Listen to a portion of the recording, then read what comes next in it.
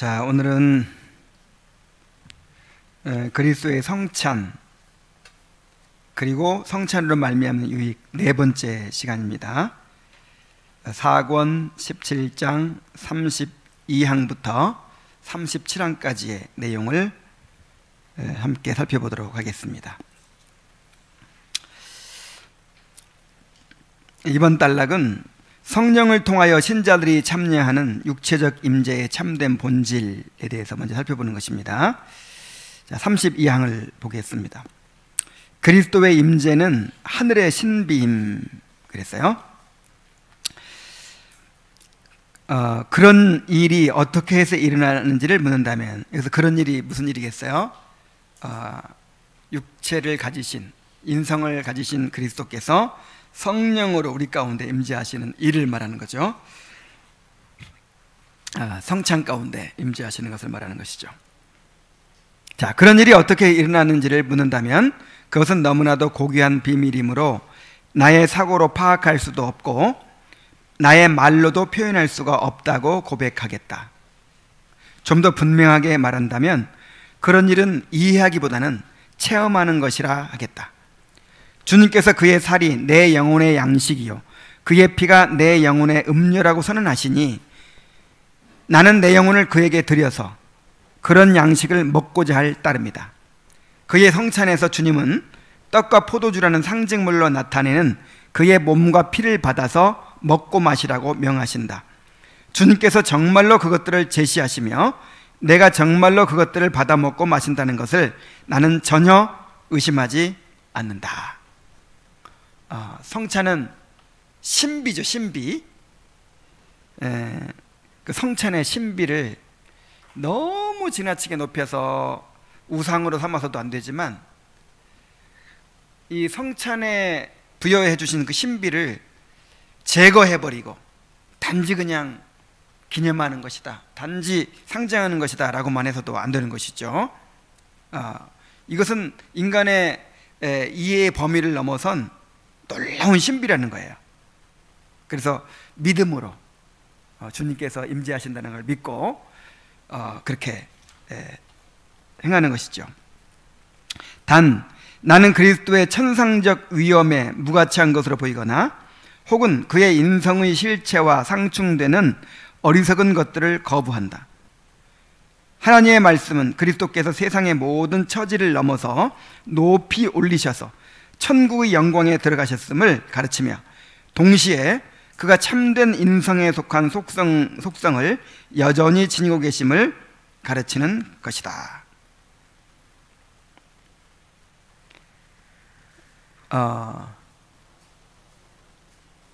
그리스도에 대해서 그 그리스도의 신성, 그리스도께서 그 승귀하신, 높아지신 그 영광과 신성을 우리가 격화시켜서도 안 되겠지만 또 그리스도가 인성을 가지셨는데 그것을 무시하고 마치 인성이 편지하는 것처럼 우리 몸과 다른 어떤 그런 다른 성질을 가진 몸인 것처럼 그렇게 이해해서도 안 된다는 것이죠. 그리스도가 무한한 영광 가운데 계시지만 그리스도의 인성만큼은 우리의 인성과 본질이 같은 것입니다. 이것이 믿기지 않는다거나 합리적인 사고에 맞지 않는다고 생각해서는 안 된다. 그리스도의 나라 전체는 영적인 것이므로 그가 그의 교회에 대하여 무슨 일을 하시든 그것은 이 세상의 합리적인 이성에 종속될 수 없는 것이기 때문이다. 신비라고 계속 말했죠. 아우구스티누스의 표현대로 이 신비는 사람들이 행하지만 신적으로 수행되는 것이며 땅에서 행하지만 하늘에 속한 방법으로 행해지는 것이다. 성찬의 본질이 요구하는 몸의 임재가 또한 우리가 성찬에서 놀라운 능력과 효력으로 나타난다고 말하는 몸의 임재가 그런 것이므로 그것이 우리의 생각에 영생에 대한 의심 없는 확신을 가져다 줄 뿐 아니라 또한 우리의 육체가 영원토록 있으리라는 확신을 주는 것이다. 나는 그리스도의 육체와 우리의 영혼이 혼합된다거나 그의 육체가 우리의 영혼에 주입된다는 그들의 가르침은 분명히 거부한다. 그리스도의 육체 자체가 우리의 영혼 속으로 들어오지 않는다 할지라도 그리스도께서 그의 육체의 본질로부터 우리의 영혼 속으로 생명을 불어넣으신다는 가르침으로 충분하기 때문이다. 꼭 예수님의 진짜 살을 먹어야만 예수님의 그 몸의 임재를 누릴 수 있는 것이 아니라 성령을 통해서 예수님의 몸의 임재를 얼마든지 누릴 수 있다는 거예요. 33항을 보겠습니다. 영적이면서도 실질적인 그리스도의 몸의 참여. 자, 영적이면서도 실질적인 참여라고 했습니다. 막연한 것이 아니라는 거예요. 그들은 떡 속에 감추어져 있는 그리스도의 살을 입으로 먹지 않는 이상 그의 몸에 참여한 것으로 인정하지 않는데, 우리가 그리스도의 살과 피에 참여하게 되는 것은 성령으로 되는 일이다. 살을 먹어서 되는 일이 아니라 성령으로 임재하시는 거죠. 그들은 그리스도를 떡 속에 집어넣는 것이 경건의 모든 것이 되는 것처럼 주장하지만, 그러나 중요한 것은 바로 우리를 위하여 단번에 주신 바 된 그리스도의 몸이 어떻게 우리의 것이 되며, 또한 우리가 어떻게 단번에 흘리신 그 피에 참여하게 되는가 하는 것이었다. 그렇게 참여하는 것이야말로 십자가에 달리신 그리스도 전체를 소유하는 것이요 그의 은택들을 누리는 것이기 때문이다. 계속 보겠습니다. 그들은 자기들은 그리스도를 떡 속에 계시는 것으로 보는데 반해서 우리는 그저 그리스도의 임재의 방식에 대해서만 주의를 기울이는 것을 보고서 영적으로 먹는 것에 대한 우리의 모든 가르침이 실제로 먹는 것과 모순된 것이라고 주장한다. 그러나 우리가 보기에 그 방식은 영적인 것이다. 왜냐하면 성령의 은밀한 능력이 그리스도와 우리 사이의 연합의 끈이 되시기 때문이다. 성령께서 끈이 되신다는 거예요. 그래서 보이지 않는 그리스도와 우리를 연결해 줍니다. 우리가 그렇게 구원받는 거잖아요. 그렇게 예수 그리스도와 연합하고 구원받는 거잖아요. 성찬의 임재도 같은 방식이라는 것이죠. 그들은 심지어 그리스도와 완전히 괴리된 상태에 있는 불경한 자들과 악인들이라 할지라도 그리스도의 몸을 먹는다고 생각한다. 그러니까 이 떡 자체가 살로 변해버렸기 때문에 내가 믿음 없어도 내가 먹는 게 뭐예요? 그리스도의 살이라는 거예요. 그러나 성찬의 신비에 나타나는 그리스도의 살 그 자체는 우리의 영원한 구원 못지않게 영적인 것이다. 이 사실에서 우리는 그리스도의 영이 없는 사람들은 그리스도의 살을 먹을 수 없다는 것을 생각하게 된다. 만약 그의 몸이 생명도 없고 능력도 없이 불신자들에게 주어진다면 그것은 그리스도께서 정말로 수치스럽게 찢김을 당하는 것이다. 그리고 그리스도 자신은 자신의 분명한 말씀과 모순되는 것이다. 내 살을 먹고 내 피를 마시는 자는 내 안에 거하고 나도 그의 안에 거하나니. 자, 보세요. 이 떡 자체가 예수님의 살로 변해버렸기 때문에 내가 믿음 없어도, 심지어 불신자라 하더라도, 악인이라 하더라도 그리스도의 살을 먹는 거라는 거예요. 그러면 어떤 결과를 초래하나요? 그리스도의 몸을 모독하는 것이 되겠죠.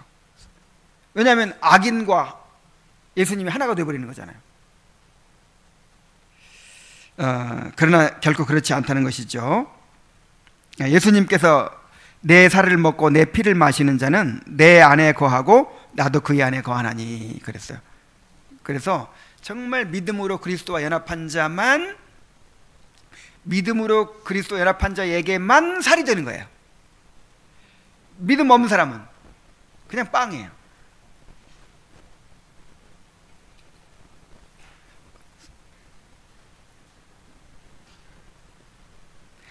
그래서 우리는 믿음에 달려있다고 믿잖아요. 믿음에 달려있다. 이 의식의 효과가 뭐에 달려있다? 믿음에 달려있다. 근데 천주교인들은 의식 자체에 달려있다는 거예요. 그 떡 자체가 그냥 살이라는 거예요. 이 차이가 있는 거예요. 그래서 믿음 없이 성찬 아무리 백날 받아 먹어도 그냥 떡이에요. 그냥. 근데 믿음으로 받는 자에게는, 그리스도 안에 있는 자에게는 주님의 몸이죠. 그리스도의 살과 피가 하나님의 택하신 자들에게는, 물론 무가치한 자들에게도 그에 못지않게 진정으로 주어진다는 사실, 바로 이것이야말로 성찬의 온전함이며 이는 곧 세상 전체라도 범할 수 없는 것이다. 그러나 믿음 없이도 그리스도를 받아 누릴 수 있다는 말은 마치 씨앗이 불길 속에서도 싹을 내린다는 말만큼이나 합당치 못한 것이다.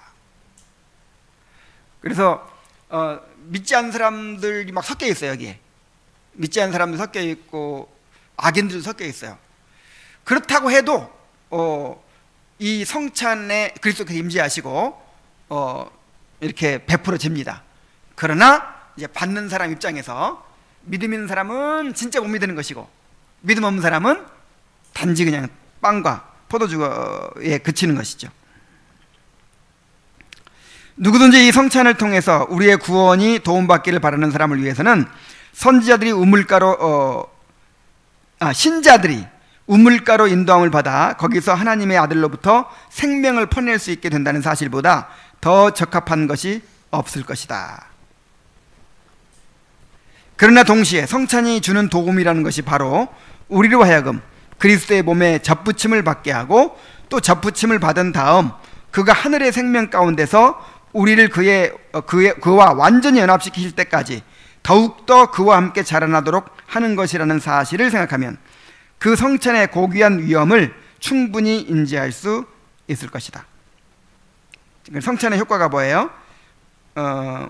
그리스도 안에 잡붙임을 받은 자가 생명의 은혜 가운데서 이제 천국에서 완전히 연합될 때까지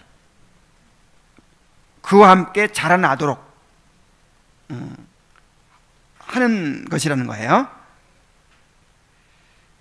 영생의 양식이 되어서 우리를 자라나게 하시는, 영생의 양식이 되어서.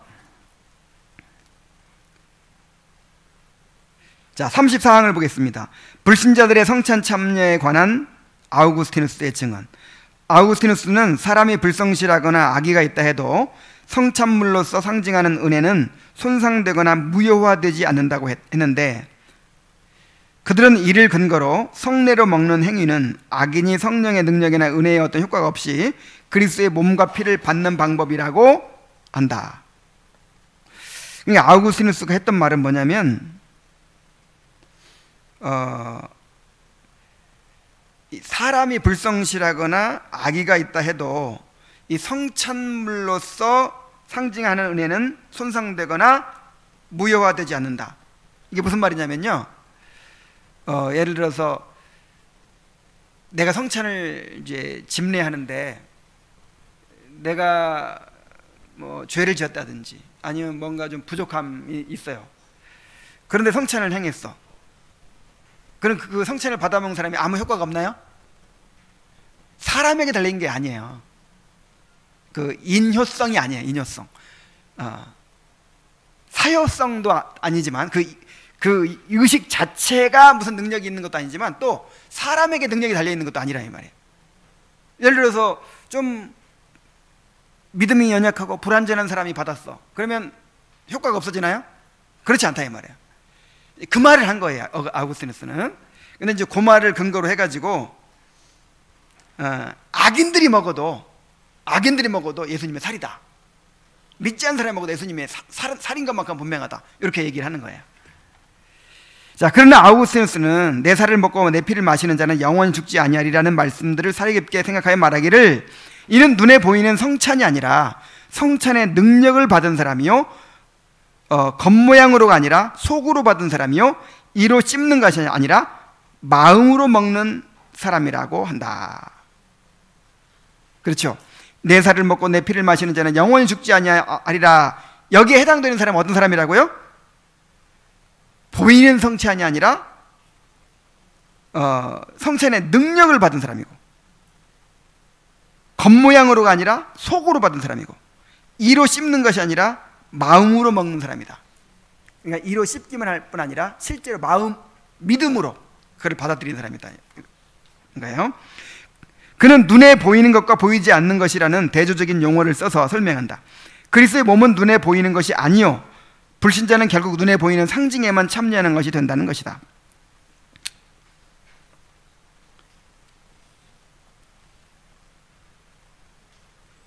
자, 모세와 아론과 비느하스 등 만나를 먹은 사람들이 하나님을 기쁘시게 한 것은 그들이 눈에 보이는 양식을 영적으로 이해했고, 그들이 영적으로 굶주렸으며, 그들이 영적인 배부름을 얻기 위하여 영적으로 맛을 보았기 때문이다. 놀라운 말씀이죠. 이스라엘 백성들은 40년간 만나를 먹었어도 어떻게 됐다 그랬어요? 다 죽었다 그랬어요. 대부분 믿음 없는 사람들 얘기한 거예요. 근데 그 가운데 믿음을 가진 사람들이 있었어요. 모세와 아론과 비느하스 같은 사람들은 반석에서 생수를 마시고 만나를 먹으면서 누구를 생각했어요? 그리스도. 성찬이었어요, 그게. 그래서 만나를 먹으면서 그거를 영적으로 이해했다는 거예요. 그리스도께서 이렇게 나의 영의 양식이 되어서 나를 영생을 주실 거야. 생수를, 반석에서 나는 생수를 마시면서 그리스도께서 영생의 생수를 주시는 것으로 이렇게 받아들인 거예요. 근데 믿음 없는 나머지 이스라엘 백성들은 그냥 물이야, 그냥 물. 아이고 갈증 해소됐다. 배고팠는데 배불렀다. 이걸로 끝. 그러니까 육체적인 효과만 있었죠. 그런데 모세, 비느하스, 아론 이런 사람들은 영적으로도 먹은 거예요. 영적으로도. 성찬은 똑같은 거예요. 성찬식 때도.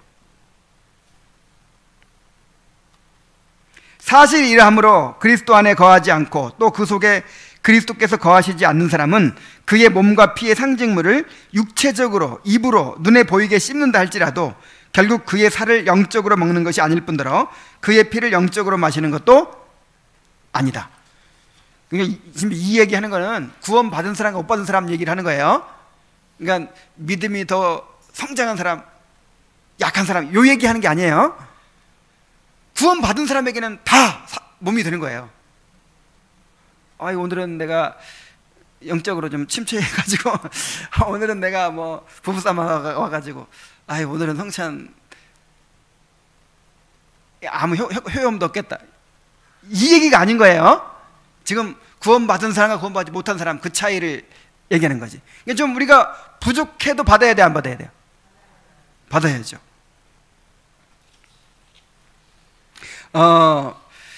지난번에도 그런 얘기 했는데 함부로 받아도 잘못이지만 자기 기분에 따라서 안 받는 것도 이건 벌 받아야 돼요.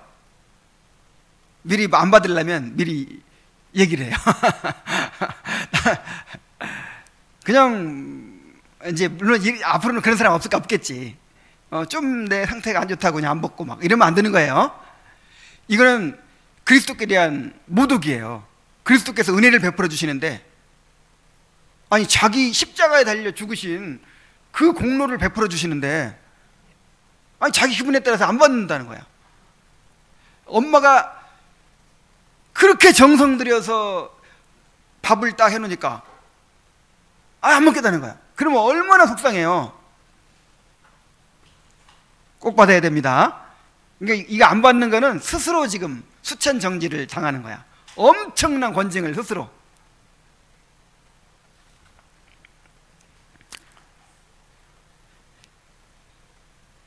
이로써 그는 눈에 보이지 않는 그리스도의 몸을 영적으로 먹지 않는다 할지라도 성내적으로는 실제로 먹을 수 있다는 식의 오류를 반박하고 있다. 그렇죠. 구원받지 못한 사람은 아무리 떡을 먹어도 예수님 몸이 되는 게 아니에요. 자, 멋진 말을 했어요, 아우구스누스가. 나머지 제자들은 주님이신 떡을 먹었으나 유다는 주님의 떡을 먹었다. 자, 무슨 말인지 이해돼요? 11제자는 주님이신 떡을 먹었어요. 떡을 통해 주님을 먹었다 이거지. 근데 가룟 유다는 주님이 준 떡만 먹었어. 또 성례는 오직 택함 받은 자들에게만 그 상징하는 효과를 낸다. 이게 결론이에요. 자, 성찬물 숭배 행위에 대한 논의를 또 보겠습니다. 자, 이 떡이 살이라고 하면 그때부터 어떤 문제가 생기는지를 보여주는 거예요. 그때부터 이제 우상 숭배가 시작이 되는 거죠. 성찬물 숭배 행위를 배격함 35항입니다. 그들의 논리는 다음과 같다. 곧 만일 그것이 몸이라면 영혼과 신성이 몸과 함께 있어서 그 몸과 분리될 수 없으니 결국 우리는 거기서 그리스도를 경배해야 한다는 것이다. 그러나 정신이 온전하고 진지한 사람이라면 그리스도의 몸이 곧 그리스도라는 논리를 어떻게 받아들일 수 있겠는가? 자, 그러니까 천주교인들의 논리가 뭐예요? 이게 이제 진짜 그리스도의 살로 변했다면 몸과 영혼은 분리되어 있는 게 아니잖아요. 그러니까 이 자체가 그리스도라는 거야. 그러니까 그때부터는 이제 이걸 숭배해야 되는 거지. 여기다 절하고 막 숭배하게 되는 거예요. 이제 만일 그들이 온전한 겸손으로 하나님의 말씀에 맞추어 생각을 진행했더라면 받아서 먹으라 또 마시라고 하신 주님의 말씀을 귀담아 들었을 것이고, 또한 이 말씀을 통해서 주신 바 주님의 명령, 즉 성찬물을 숭배하지 말고 받아서 먹고 마시라는 명령을 그대로 따라서 순종했을 것이다. 그리고 성경에서 읽는 바와 같이 엎드려 성찬물을 숭배하지 않고 기대어 앉아서 그것을 받아 먹었던 사도들의 모범도 있고, 또한 사도들의 교회가 실천한 신뢰들도 있다. 누가는 신자들이 앉아서 떡을 숭배한 것이 아니라 떡을 떼는 일을 행했다고 보도하고 있는 것이다. 그래서 예수님께서 받아서 먹으라 그랬잖아요. 받아서 먹으라. 그러니까 제자들이 어떻게 했죠? 그냥 이게 제자들은 누워서 이렇게 엎드려서 식사를 하거든요. 이렇게 누워가지고 떼주는 걸 그냥 받아서 그냥 먹었어요. 만약에 진짜 예수님이라면 어떻게 해야 돼? 진짜 예수님의 몸이라면 아이고 막 엎드려가지고 막 절하면서 그냥 감히 이걸 어떻게 막 잘근잘근 씹어 또 이걸 살살 녹여서 그냥 이렇게 먹어야지. 근데 그냥 먹었어. 이렇게 식사처럼. 그래서 우리는 그렇게 먹죠. 그 카스테라를 만들어 가지고 그냥 어떻게 예수님 몸을 씹어 그냥 입에 넣으면 살살 녹게 불경스럽게 막 우걱우걱 씹어 먹으면 안 된다 생각해가지고, 이게 다 천주교에서 나온 사상에 물들어서 그래요. 식사니까 어떻게 해야 돼요? 이게 실제 우리가 밥 먹듯이 먹어야 돼. 영양가 있게.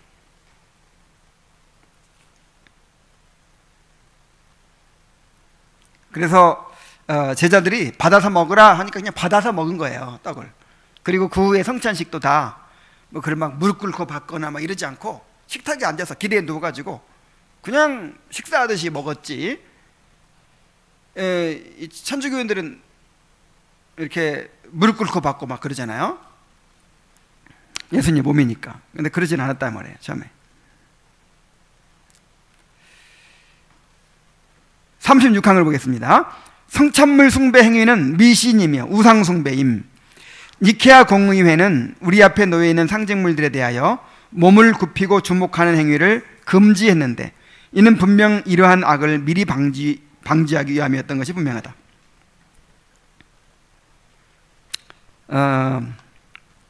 자, 몸을 굽히고 주목하는 행위를 금했다.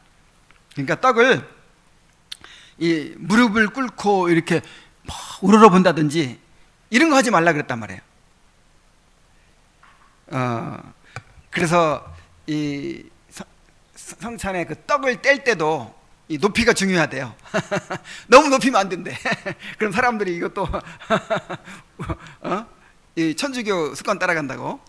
내가 떡 뗄 때 이렇게 떼면 우러러 보는 거잖아 이렇게. 그래서 적당히 이렇게 높이도 잘 조절해가지고 떼야 된대.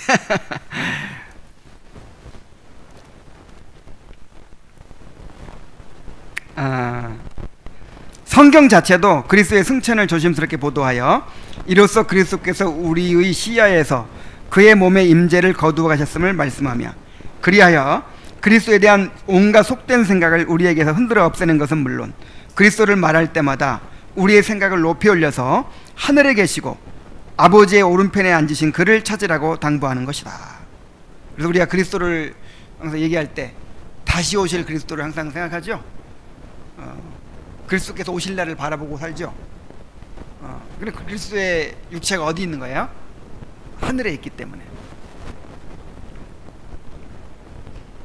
그러므로 성경과는 상관없이 자기들의 욕심을 따라 자기들 마음에 맞는 신을 만들어내는 것이다.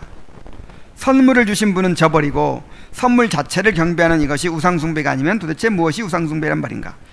이런 행위에는 이중적인 죄가 있다. 자, 이렇게 떡을 예수님의 실제 살이라고 주장하는 행위에는 이중적인 죄가 있대요. 첫째, 하나님께로부터 존귀를 빼앗아 피조물에게로 옮겼다는 것과, 그렇죠, 떡을 그리스도라고 하니까 우상숭배잖아요. 또한 그의 거룩한 성찬물을 가증스러운 우상으로 만들었으니 그가 베푸신 선물을 더럽히고 욕되게 하여 하나님 자신을 망령되게 했다는 것이다. 떡을 그리스도라고 우상숭배를 하고, 또 상징물로 주신 것을 가지고 성령의 임재를 우리가 누려야 되는데 그걸 더럽힌 거잖아요. 망가뜨린 거잖아요. 네, 그런 죄가 있다는 것이죠. 자, 37항을 보겠습니다. 성찬물 숭배와 관련된 미신적인 예식들의 허구성. 미신은 일단 적정한 한계를 벗어나면 끝없이 죄를 더해가는 법이므로 그들은 그보다 더 깊이 빠져들어갔다. 표징의 신적인 존귀를 드리고자 하는 의도로 성찬 제정과는 전혀 이질적인 예식을 만들어내는 것이다. 그들은 말하기를 그리스도께 우리가 이런 경의를 드리는 것이라고 한다. 그러나 나는 표징의가 아니라 하늘에 계신 그리스도께 드려지는 것만이 정당한 경배라고 말하고 싶다. 그러니까 온갖 의식들을 만들었어요. 그래서 이제 예배 자체가 말씀 중심에서 성찬 중심의 예배가 되어버렸어요. 이제 말씀은 없어졌어요. 여러분 생각해 보세요. 예수님이 직접 나타나셨는데 말씀이 필요 있어요? 그러니까 말씀이 없어져 버리고 이제 제사, 미사만 남았어. 그래서 말씀 하나도 안 듣고 그냥 뭐 라틴어로 샬라샬라 하면서 그냥 그 떡 입에 넣어주는 거 뭐 먹고 그냥 가는 거예요. 그리고 이제 그 성찬을 행하고 나면 떡이 남잖아요. 그 남은 떡이 누구라 그랬죠? 그리스도니까 함부로 할 수 있어요, 없어요? 없어요. 그래서 이제 요거를 보관하는 그런 이제 이름을 잊어버렸네. 그걸 만들어요. 이렇게 만들어 놓고 거기다 이렇게 들어오고 나가면서 절해요. 누가 있으니까? 예수님의 몸이 있으니까. 뭐 이런 여러 가지 이제 우상 숭배가 막 만연하게 됐죠. 그들은 분명히 이것은 내 몸이니라는 말씀을 들고 나올 것이다. 그렇지. 예수님이 이것은 내 몸이니라 그랬지 않느냐. 이것은 내 몸이니라 그랬으니까 몸이지. 그러나 동시에 받아서 먹으라고 말씀하셨으니 나는 그것을 반대한다. 어떻게 했다고 했는데? 받아서 먹으라 그랬어요. 그러니까 몸이라 하는 말이 그 상징이라는 뜻이지 진짜 몸이라는 말은 아니죠. 어떤 명령에 하나의 약속이 이어질 경우 그 명령은 그 약속에 포함되어 있는 것이다. 만일 약속이 그 명령에 분리된다면 그것은 전혀 약속이 아닌 것이다. 예를 들어서 하나님께서는 나를 부르라는 명령을 주시고 거기에 내가 너를 건지리라는 약속을 덧붙이셨다. 시편 50편 15절에 그랬죠. 환난 날에 나를 부르라 내가 너를 건지리라 그랬죠. 근데 요 말씀을 갖다가 만일 어떤 사람이 베드로와 바울의 이름을 부르면서 이 약속이 이루어질 것을 기대한다면 어떻게 되겠는가? 자, 이것은 지금 하나님께서 그렇게 말씀하신 것이죠. 환난 날에 나를 부르라. 나가 누구예요? 하나님이시죠. 환난 날에 나를 부르라. 그러면 내가 너를 건지겠다. 그러면 근데 나를 부르라 그거는 잘라내버리고 내가 너를 건지겠다 요거만 만약 갖다 붙인다든지 아니면 요거 빼버리고 요거만 갖다가 누구한테 붙인다든지 말이 안 되잖아요. 그런 것처럼 이것은 내 몸이니 그리고 또 뭐라고 그랬어요? 받아 먹으라 그랬으니까 그 두 말씀을 이렇게 합치면 이게 상징이 분명하잖아요. 어떻게 진짜 몸을 먹어? 근데 이제 이 사람들은 받아 먹으라 아니 내 몸이니라 요거만 가지고 주장한다는 거죠. 먹으라는 명령은 무시하면서 이것은 내 몸이니라는 반쪽짜리 약속에만 매달리면서 그리스도께서 제정하신 것과는 전혀 다른 의식들을 만들어 그 약속들을 악용하는 자들이 바로 그런 경우에 속하는 것이다. 주께서는 여기서 그의 풍성한 은혜에 대하여 기억을 되살려 주실 뿐만 아니라 말하자면 그 은혜를 우리 손에 쥐어주시고 그리하여 그것을 깨닫도록 우리를 깨우쳐 주신다.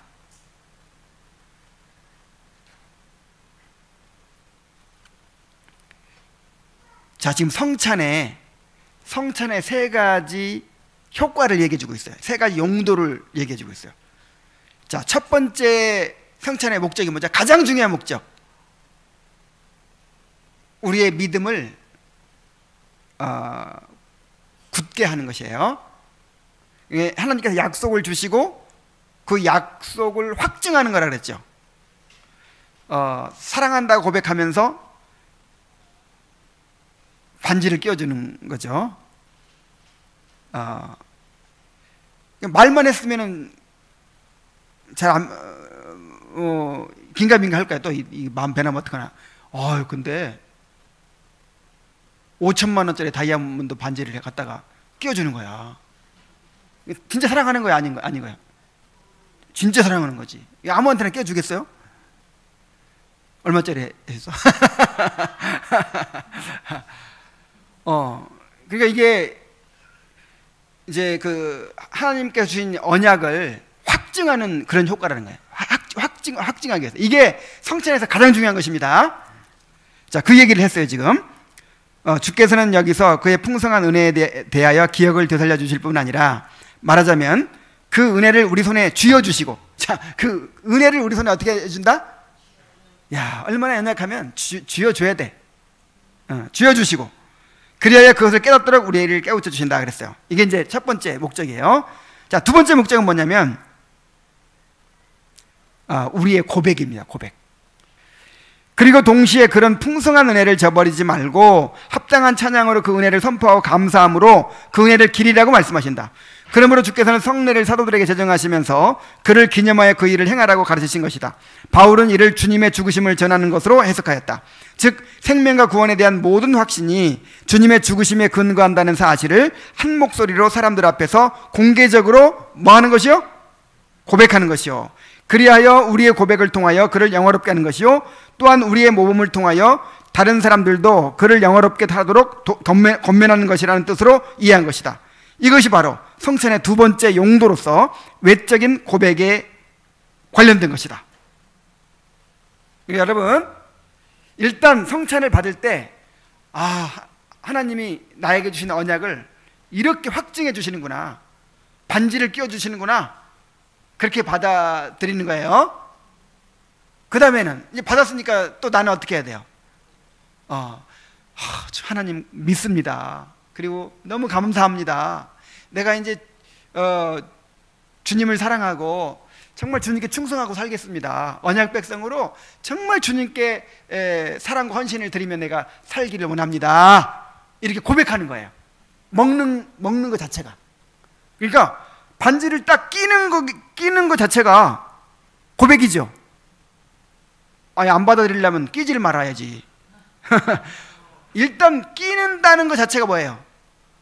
나 이제 당신을 내 평생의 반려자로 받아들입니다. 이제 당신을 위해서 살겠습니다. 이거예요.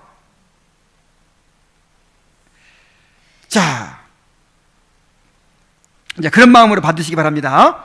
그런데 세 번째 용도가 있대요. 세 번째 용도.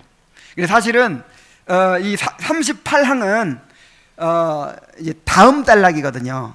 이제 성찬의 구체적인 그 적용, 어떻게 성찬을 행할 것인가, 그 방법에 대한 이제 그 단락에 들어 있는 건데, 너무 내용이 좋아가지고 이거는 요약이 아니야, 그냥 다 썼어요.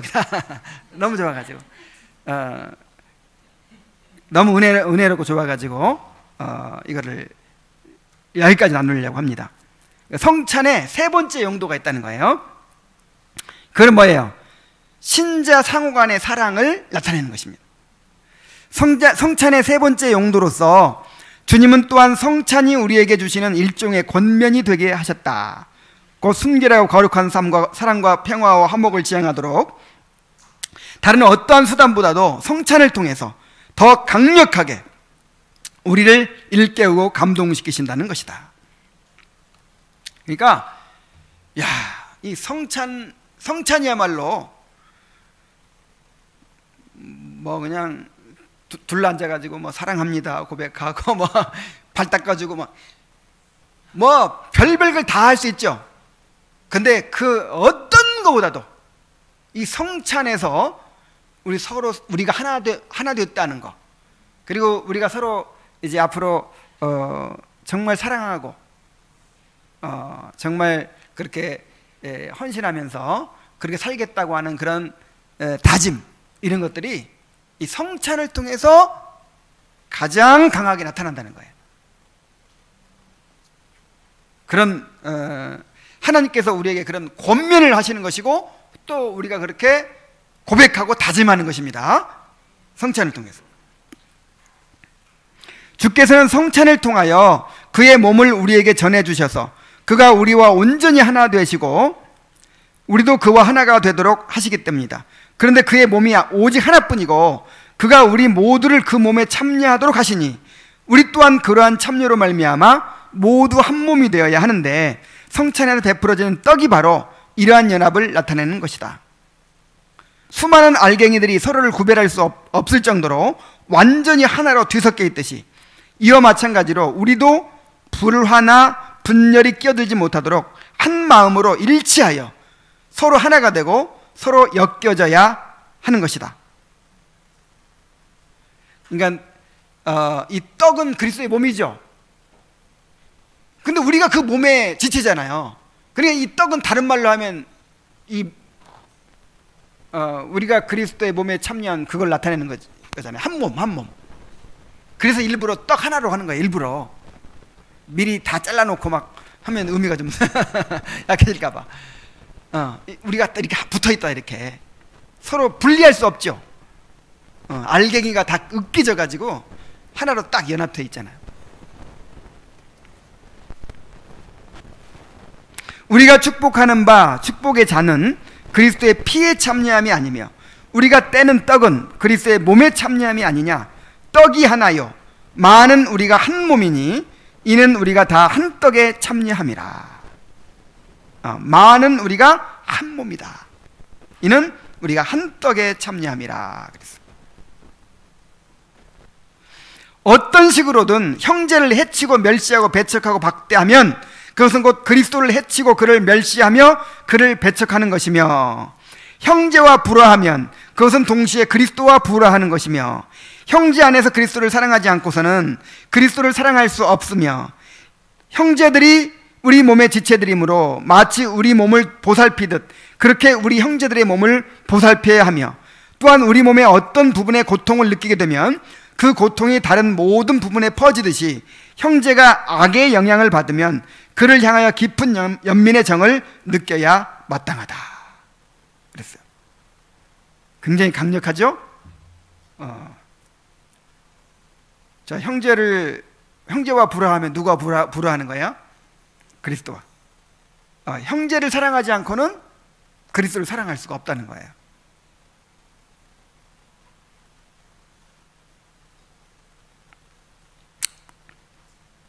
그래서 여러분, 아담이 하와를 바라보면서 이는 내 뼈 중에 뼈요 살 중에 살이라 그랬죠? 이것은 꼭 부부간에만 해당되는 말이 아니에요. 이 교회 서로 지체들이 서로 그렇게 얘기해야 되는 거예요. 그렇게 바라봐야 되는 거예요.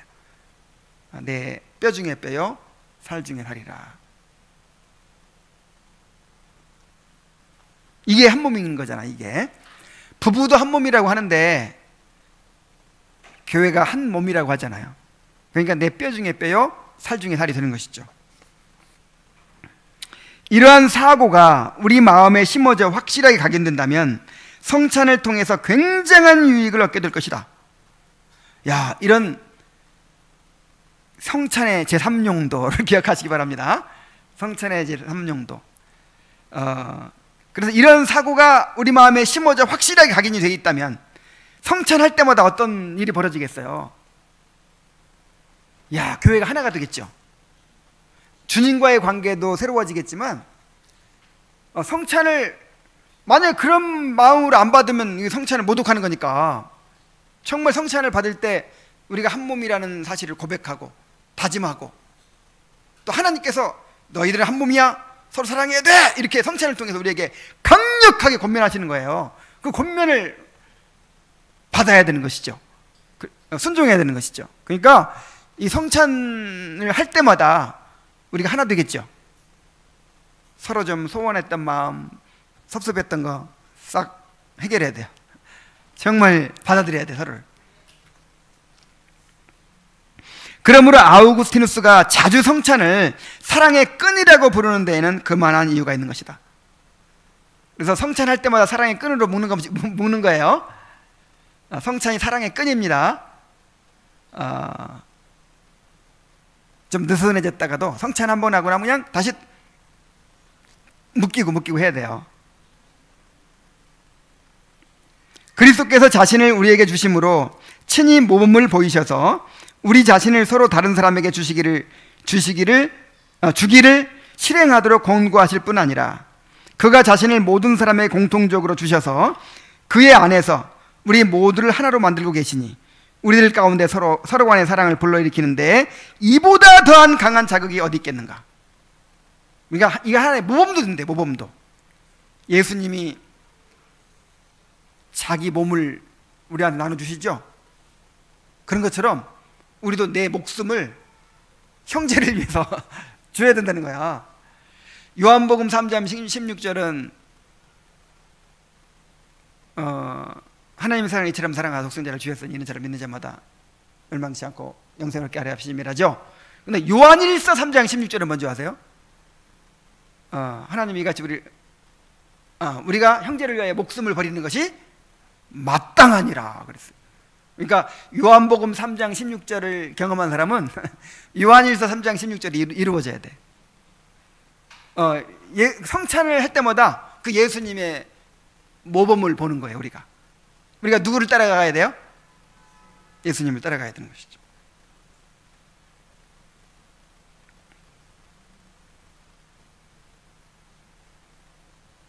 그래서 율법의 3용도가 있는 것처럼 율법의 3용도 뭐예요? 죄를 깨닫게 하고 죄를 억제하고 또 구원받은 자의 삶의 규범으로서 역할이 있다. 그런데 성찬도 3용도가 있어. 첫째가 뭐예요? 우리의 믿음을 굳게 하시고 또 그리스도께 대한 우리의 고백을 나타내고 그 다음에 신자 상호 간의 사랑을 나타내는 것이다.